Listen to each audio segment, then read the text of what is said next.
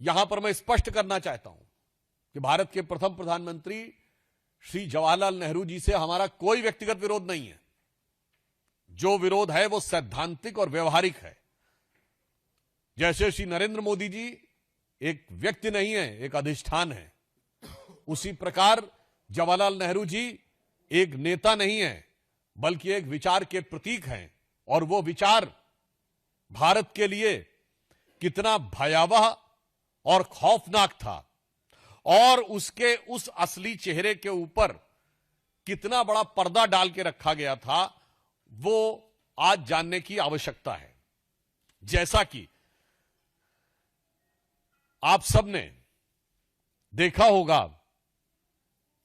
कि बहुत ही दुखद बात है कि अप्रैल 1951 में जवाहरलाल नेहरू जी पाकिस्तान के तत्कालीन प्रधानमंत्री को पत्र लिखते हैं।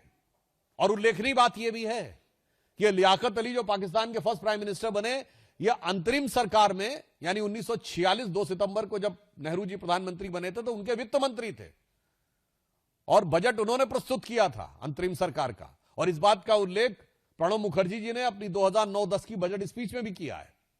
उनके लिए लिखते हैं माई डियर नवाबजादे, यानी वो डियर भी हैं और नवाबजादे भी हैं। सम्मान से अभिभूत होकर वो ये कह रहे हैं कि मैं ये बात स्पष्ट करना चाहता हूं कि जो सोमनाथ का मंदिर में हो रहा है वो बिल्कुल गलत है, उसको लेकर कोई प्रचार दुष्प्रचार नहीं करना चाहिए। और इसके अलावा उसमें एक लाइन वो कह रहे हैं जो मैं आपके सामने रिपीट करना चाहता हूं, the story of the gates of Somnath temple being brought back to India from Afghanistan is completely false and there is not an atom of truth in it. तो साहब वो ये कहते हैं कि जब महाराजा रणजीत सिंह ने काबुल जीता था तो उन्होंने सबसे पहले सोमनाथ के उन दरवाजों को मांगा था कि वो कहां हैं। ये पूरी तरह फॉल्स है। There is not an atom of truth in it.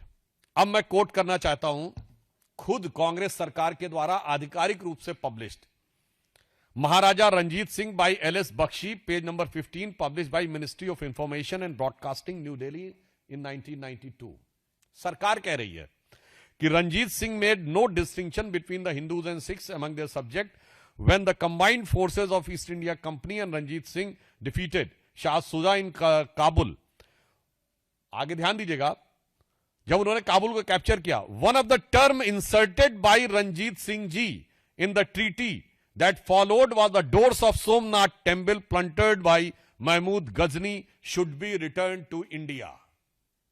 अब महाराजा रणजीत सिंह सही हैं या पंडित जवाहरलाल नेहरू जो लियाकत अली की खिदमत में उनकी मिजाज पुरसी में लगे हुए हैं, वो सच बोल रहे हैं या भारत सरकार के द्वारा 1992 में इंफॉर्मेशन ब्रॉडकास्टिंग मिनिस्ट्री के द्वारा पब्लिश्ड बात सत्य है। यहां पर विषय ये नहीं है।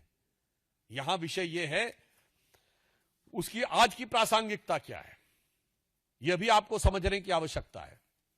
फिर जो दूसरा उल्लेख है, आपने देखा होगा उसमें के.एम. पणिक्कर जो उस समय कम्युनिस्ट चाइना में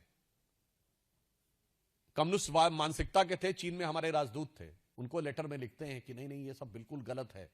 अगर आप में से किसी ने जाकर किताबों में पढ़ा हो कि पणिक्कर ने जो लेटर नेहरू जी को लिखा था उसमें यह भाव था कि भाई चेयरमैन माओ को कैसा लगेगा ये पता लग के, गजब है साहब, धर्म को अफीम मानने वाले माओवादियों के प्रति क्या अनुराग है और मुस्लिम लीग के प्रति कितना नजदीकी और अजीज मिजाज है और हिंदू मान बिंदुओं के ऊपर गिरती हुई गाज है। और यह मानसिकता आज भी यथावत है। जो प्रियंका गांधी जी ने कहा था ना कि एक बार जो कहना है कह लो भाई, बार बार क्यों कहते हो। तो मजे की बात यह है खानदान तो लगातार है, हमसे कहते हैं बार बार क्यों है। तो वहां बताना चाहता हूं जो मानसिकता उस समय थी वही मानसिकता आज दिख रही है। मुस्लिम लीगी मानसिकता से प्यार, क्योंकि गठबंधन है, और माओवादी चीन की कम्युनिस्ट पार्टी से करार, और सनातन हिंदू धर्म पर भीषण प्रहार।